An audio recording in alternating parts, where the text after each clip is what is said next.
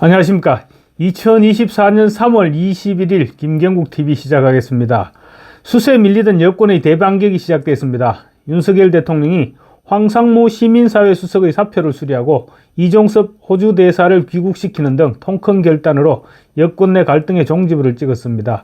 윤 대통령에게는 계획이 있었던 것입니다. 이번 논란이 벌어졌을 초반에 이미 황 수석 교체와 이 대사 조기 귀국을 구상하고 있었으며, 다만 언론과 관련된 문제이고 민심을 고려해서 20일 사이를 수용하는 그런 타임라인을 마련해 두고 있었다고 합니다. 윤 대통령은 여론이 좀 정리될 때까지 기다렸다가 결정을 발표함으로써 국면 전환의 계기로 삼았다는 게 여권 관계자의 설명입니다. 만약 윤 대통령이 공수처가 준비도 되지 않은 상황에서 호주 대사를 귀국시켜 마냥 대기시키는 것은 부적절하다, 이런 설명 없이 곧바로 조치를 취했더라면 제2, 제3의 공격이 이어졌을 것입니다. 윤 대통령의 결심에 맞춰 한동훈 비대위원장은 국민의힘과 대통령실은 운명 공동체다라고 다시 한번 확인하고 비례 순번을 일부 조정했습니다. 그리고 총선 캠페인 방향을 민생과 개혁으로 전환시키고 나가고 있습니다. 그런 상황에서 오늘 이종섭 호주 대사가 귀국하면서 공수처에 대한 반격이 시작됐습니다. 해병대 최수건 상병 순직 사건 외압 의혹과 관련 이 대사는 이미 공수처에 대해 신속한 조사를 촉구한다, 이런 조사를 촉구하는 조사기일 지정 촉구서를 제출한 상태입니다. 그런 이 대사가 오늘 귀국과 동시에 공수처에 대해서 조사받을 기회가 있으면 좋겠다는 말로 다시 한번 신속한 소환 조사를 촉구했습니다.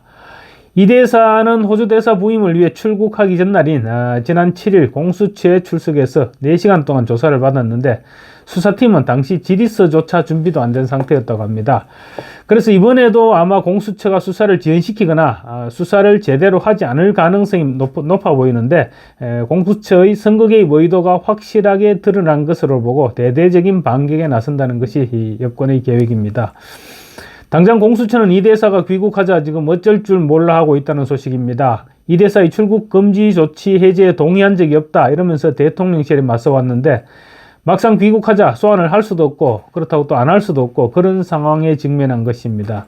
그야말로 진퇴양난에 처한 상황입니다. 이 대사를 조사할 준비가 되어 있지 않기 때문입니다. 공수처는 아직 아래선에 대한 조사도 제대로 개시하지 못해 이 대사를 불러도 조사할 것이 마땅하지 않다는 것입니다.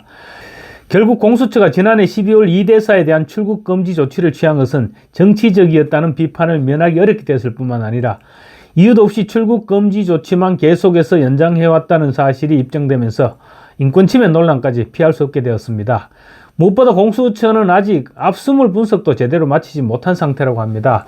압수수색을 통해 확보한 자료들 중 증거를 추려서 아랫사람들을 상대로 사실관계를 확인한 뒤 또 윗선을 향하는 게 통상적인 수사 절차입니다.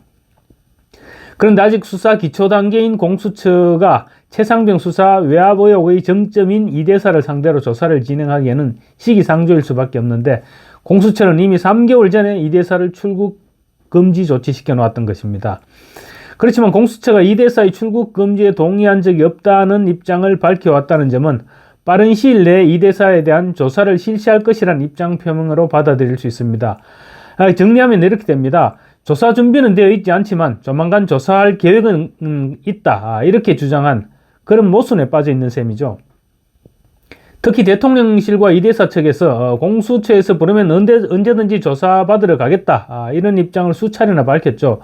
그럼에도 불구하고 공수처는 입장을 굽히지 않았고 결국 야당과 좌파 언론이 피의자 빼돌리기 프레임을 뒤집어 씌우는데 공수처가 주도적인 역할을 했다, 이렇게 볼 수 있는 것입니다. 공수처의 정치 개입이고 수개월 동안 출국 금지 조치를 연장해가면서 기다려온 정치 공작인 것입니다. 수사를 피하기 위해 출국했다, 이런 의심을 받아온 이 대사가 스스로 귀국했고 여야 가리지 않고 공수처의 빠른 수사를 촉구하고 있는 만큼 공수처로서는 이제 출석 통보를 하지 않을 수도 없는 노릇입니다.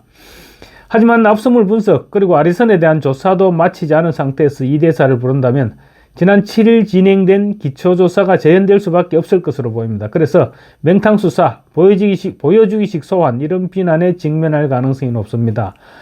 실제로 그 공수처는 아직 국방부 신범철 전 차관, 유재원 법무관리관, 김동혁 검찰단장, 박경훈 조사본부장과 해병대 김계환 사령관 등 사건 관계인들에 대한 소환 조사에 나서지 않았습니다. 지난해 8월 고발장을 접수한 공수처가 손을 놓고 있으면서도 출국 금지 조치만 계속 연장해왔던 것은 결국 다른 목적이 있었던 것이 아니냐, 이런 지적이 설득력을 얻고 있는 이유입니다. 지난 7일 조사에서 특별한 질의를 하지 못했던 것을 보면 공수처는 지난 연말 이 대사를 출국 금지 조치 시켜놓고 기한만 계속 연장하면서 아무런 준비도 하지 않고 있었던 것입니다. 그래서 정치 공작이라는 지적이 나오는 것이죠. 일반적으로 수사기관의 출국 금지 결정은 수사 대상자가 정상적인 소환에 응하지 않을 가능성이 있거나 또 도주 우려가 명백할 경우 이때 취하는 조치입니다. 현직 고위 공무원이 도주하거나 수사에 응하지 않을 것이라고 보는 것은 일단 말이 성립되지 않는 얘기죠. 결국 소환 계획도 잡지 않은 상태에서 눈에 띄는 사유도 없이 출국 금지를 수차례 연장했다는 것인데, 이 부분에 대한 공수처의 설명도 필요할 것 같습니다. 이 대사는 이번 기회에 공수처의 그동안의 행태에 대해서도 확실하게 짚고 넘어가야 됩니다.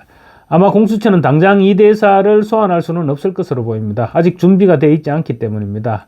아래선에 대한 수사가 선행돼야 되는데, 당장 신범철 전 차관의 경우 지금 국민의힘 천안갑 후보로 총선에 출마해 있습니다. 공수처가 조사를 할 수도 없는 상태입니다.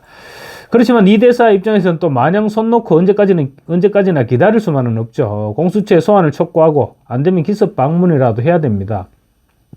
3개월씩이나 출국 금지를 계속 연장시켜 놓고 소환도 못한다는 것은 누가 봐도 저희를 의심할 수밖에 없는 처사죠.